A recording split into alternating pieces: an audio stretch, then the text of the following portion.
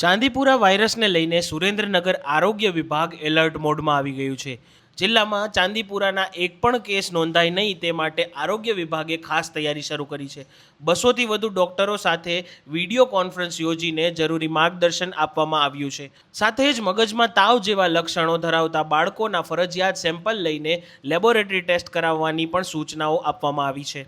ગ્રામીણ વિસ્તારોમાં ખાસ સતર્કતા રાખવા માટે જિલ્લાના 28,000થી વધુ કાચા મકાનોમાં ફોગિંગ અને દવાનો છંટકાવ કરવાની કામગીરી શરૂ કરવામાં આવી છે. આરોગ્ય વિભાગના જણાવ્યા મુજબ ચાંદીપુરા વાયરસ સેન્ડ ફ્લાય નામની માખીથી ફેલાઈ શકે છે, જે જૂના અને માટીના મકાનોમાં વધુ જોવા મળે છે. આ ઉપરાંત વિવિધ સ્થળોએથી નમૂનાઓ પણ એકત્રિત કરવામાં આવ્યા છે. હાલ જિલ્લામાં ચાંદીપુરાનો કોઈ પણ કેસ નોંધાયો નથી, છતાં સાવચેતીના ભાગરૂપે આરોગ્ય વિભાગે તમામ જરૂરી તૈયારીઓ શરૂ કરી દીધી છે. આ મામલે તમારું શું કહેવું છે અમને કમેન્ટ બોક્સમાં જરૂરથી જણાવજો અને આવા જ વધુ અપડેટ માટે સ્વમાનની ચેનલને લાઇક, શેર અને ફોલો કરવાનું ભૂલતા નહીં. નમસ્કાર.